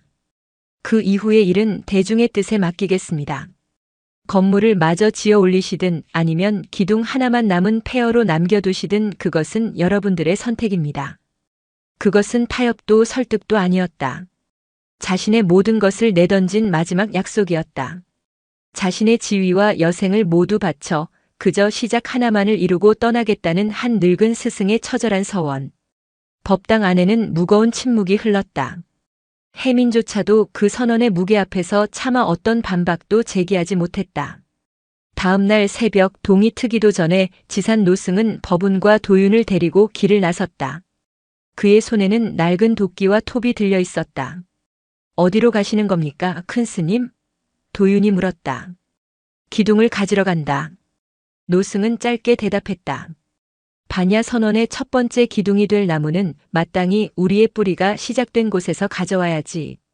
그들이 향한 곳은 댐 건설로 인해 곧 수몰될 예정인 옛 무영사터였다. 덤프트럭과 포클레인들이 휩쓸고 간 절터는 처참하게 망가져 있었다. 하지만 대웅전이 있던 자리 뒤편 명진이 늘 앉아 목상을 깎던 그곳에는 아직 수백 년 된 거대한 은행나무 한 그루가 기적처럼 살아남아 있었다. 가을을 지나며 노란 잎을 모두 떨군 채 앙상한 가지만이 하늘을 향해 뻗어 있는 모습이 마치 거대한 뼈처럼 보였다. 명진이는 저 나무 아래서 나무 깎는 법을 배웠다. 저 나무의 결을 보며 집 짓는 꿈을 꾸었지. 지산 노승은 마치 오랜 친구를 만난 듯 거친 나무 껍질에 손을 대고 한참을 서 있었다. 세 사람은 그날 하루 종일 그리고 다음 날까지 꼬박 이틀에 걸쳐 거대한 은행나무를 베어냈다. 톱질에 익숙지 않은 도윤은 손바닥이 모두 벗겨졌고 버부는 땀으로 온몸이 흠뻑 젖었다. 지산 노승은 늙은 나이에도 불구하고 단 한순간도 쉬지 않고 톱을 당기고 도끼를 찍었다. 그것은 노동이 아니라 의식이었다. 과거의 뿌리를 잘라내어 미래의 기둥으로 세우는 신성한 의식. 문제는 그 거대한 원목을 어떻게 새 절터까지 옮기느냐였다. 무게가 어마어마해 세 사람의 힘으로는 어림도 없었다. 결국 버분이 인근 마을로 내려가 작은 트럭과 장비를 빌려왔지만 험한 산길을 따라 육중한 원목을 옮기는 작업은 고난의 연속이었다. 며칠 뒤 흙투성이가 된 세 사람과 거대한 은행나무 원목이 새 무영사 마당에 들어섰을 때 대부분의 스님들은 외면했다. 그것은 주지 스님의 개인적인 일일 뿐 자신들과는 상관없다는 듯한 차가운 무관심이었다. 지산과 법운, 도윤 그리고 그들을 안쓰럽게 지켜보던 늙은 공양주 보살 단 4사람이 밧줄과 지렛대를 이용해 원목을 반야 선원이 들어설 터로 옮기려 애썼다. 그러나 원목은 꿈쩍도 하지 않았다. 지산 노승은 무릎이 꺾일 정도로 힘을 썼고 법운의 얼굴은 핏줄이 터질 듯 붉게 달아올랐다. 그들의 힘겨운 신음소리만이 텅 빈 마당에 울려 퍼졌다. 그때였다. 동안거를 위해 묵언 수행 중이던 한 젊은 스님이 자신의 방에서 그 광경을 지켜보다가 조용히 밖으로 걸어 나왔다. 그는 해민을 따르던 스님 중 하나였다. 그는 아무 말 없이 밧줄의 한쪽 끝을 잡았다. 그의 행동에 다른 방에서 지켜보던 또 다른 스님이 따라 나왔다. 그리고 또 한 명. 그들은 어떤 말도 하지 않았다. 해민의 눈치를 보지도 않았다. 그저 땀 흘리며 안간힘을 쓰는 늙은 스승의 구분 등과 포기하지 않는 도반들의 절박한 눈빛 앞에선 차마 외면할 수 없었던 마음이 그들의 발을 움직인 것이다. 하나둘씩 모여든 스님들이 밧줄을 잡자 어느새 10명이 훌쩍 넘는 인원이 되었다. 해민은 자신의 방 창가에 서서 그 모습을 굳은 얼굴로 내려다볼 뿐 나와서 막지는 않았다. 하나 둘 셋. 법운의 구령에 맞춰 스님들이 일제히 밧줄을 당겼다. 영차. 마침내 거대한 은행나무 원목이 땅에서 들리며 육중한 소리를 내며 조금씩 아주 조금씩 움직이기 시작했다. 그것은 단순히 나무가 움직인 것이 아니었다. 20년의 세월, 한 영혼의 꿈, 한 스승의 참회, 그리고 분열되었던 공동체의 마음이 함께 움직이기 시작한 순간이었다. 도윤은 밧줄을 당기며 흘러내리는 눈물을 멈출 수 없었다. 얼어붙었던 무영사의 겨울에 아주 작지만 분명한 해빙의 조짐이 나타나고 있었다. 세월이 흘렀다. 2번의 겨울이 지나고 3번째 봄이 무영사를 찾았다. 마당 중앙에 지어지기 시작한 반야 선원은 아직 완성되지 않았다. 전문 도편수를 부른 것이 아니라 스님들이 직접 연장을 들고 틈틈이 울력을 하며 짓는 탓에 공정은 더디기만 했다. 하지만 그곳은 더 이상 갈등의 상징이 아니었다. 함께 땀 흘리고 서툰 솜씨로나마 나무를 깎고 기둥을 세우는 과정 속에서 승가의 상처는 서서히 아물어가고 있었다. 그곳은 이제 무영사의 새로운 심장이자 모두의 서원이 담긴 공동의 수행처가 되어가고 있었다. 많은 것이 변했다. 지산 노승은 절을 떠나지 않았다. 첫 번째 기둥을 세운 날 모든 스님들이 그의 처소 앞에 밤새 묵묵히 앉아 그의 떠남을 만류했다. 그는 더 이상 무영사의 주지가 아니었다. 스스로 그 직을 내려놓고 젊고 원칙 있는 해민에게 주지 소임을 넘겼다. 사람들은 이제 그를 큰 스님이라 부르지 않고 그저 노스님이라 불렀다. 그는 매일 가장 먼저 반야 선원 공사 현장에 나와 가장 늦게까지 남아 목재를 다듬었다. 그의 주름진 얼굴에는 권위 대신 평온이, 고뇌 대신 미소가 자리 잡았다. 그는 자신의 손으로 제자의 꿈을 지어 올리는 그 고된 노동 속에서 비로소 진정한 안식을 찾은 듯했다. 해민은 유능한 주지가 되었다. 그는 특유의 이성적이고 합리적인 일처리로 절의 재정을 안정시켰고 흐트러졌던 기강을 바로 세웠다. 그는 여전히 원칙을 중시했지만 이제 그의 원칙에는 따뜻한 이해가 더해졌다. 그는 반야 선원 건축을 더 이상 망상이라 부르지 않았다. 대신 가장 꼼꼼하게 예산을 짜고 효율적인 공정 계획을 세워 그 꿈이 현실이 될 수 있도록 뒤에서 묵묵히 지원했다. 그는 법운과 마주칠 때면 여전히 서먹하게 목례만 나누었지만 그 눈빛 속에는 서로를 향한 옅은 존중의 빛이 감돌았다. 법운은 반야 선원 건축의 현장 책임자가 되었다. 그는 명진의 설계도를 완벽하게 이해하고 해석하여 스님들의 서툰 작업을 이끌었다. 그는 더 이상 명진의 재능을 시기하지 않았다. 오히려 그의 가장 위대한 계승자가 되어 그의 혼이 담긴 건축을 현실로 구현해내고 있었다. 그는 가끔씩 일손을 놓고 저 멀리 연못을 바라보며 나직이 혼잣말을 하곤 했다. 보고 있느냐 명진아. 내가 이겼다 이놈아. 그 말 속에는 더 이상 패배감이나 죄책감 대신 친구를 향한 그리움과 애정이 담겨 있었다. 그리고 도윤은 이제 더 이상 어리고 겁먹은 동자승이 아니었다. 훤칠한 키의 청년 스님이 된 그는 지난 몇 년의 시간을 통과하며 누구보다 깊고 단단한 내면을 갖게 되었다. 그는 관음상의 숨소리를 들었던 그날을, 그리고 자신이 판도라의 상자를 열었던 그 밤을 더 이상 후회하지 않았다. 아픔 없이 치유될 수 있는 상처는 없음을 그는 온몸으로 배웠다. 그날 오후 도윤은 막 석가래를 올리는 작업이 끝난 반야 선원의 툇마루에 홀로 앉아 있었다. 지붕이 아직 다 덮이지 않아 네모난 하늘이 그대로 보였다. 그는 가만히 마당 건너편의 연못을 바라보았다. 그 사이 연못에는 수련이 자리를 잡았고 작은 물고기들이 헤엄치고 있었다. 도윤은 문득 처음의 질문으로 돌아갔다. 이 산은 무엇이었을까? 짐은 사람이 옮기지만 마음은 그 자리에 남는다. 그는 이제 그 말의 진짜 의미를 알 것 같았다. 남겨진 마음이란 잊고 싶고 외면하고 싶은 과거의 짐이었다. 지산 노승의 죄책감, 법운의 질투, 스님들의 외면, 그리고 명진의 원통한 꿈. 무영사의 진짜 이사는 낡은 절을 옮겨온 것이 아니라 그 모든 마음의 짐들을 외면하지 않고 새로운 터전으로 고스란히 가져와 마주하고 풀어내고 마침내 제자리를 찾아주는 길고 긴 여정이었다. 반야 선원은 명진을 위한 집이 아니었다. 그것은 흩어지고 상처받았던 무영사의 모든 마음들이 마침내 함께 머물기 위해 그들 스스로 짓고 있는 마음의 집이었다. 그때 잔잔하던 연못 수면 위로 산들바람이 불어와 맑은 물결을 일으켰다. 햇살에 반짝이는 물결은 마치 평화로운 생명의 숨결처럼 보였다. 도윤은 그 모습을 바라보며 아주 오랜만에 처음 이곳에 왔을 때처럼 맑고 편안한 미소를 지었다. 긴 이사는 이제 정말로 끝이 나고 있었다. 영상이 마음에 드셨다면 구독과 좋아요, 댓글 부탁드립니다.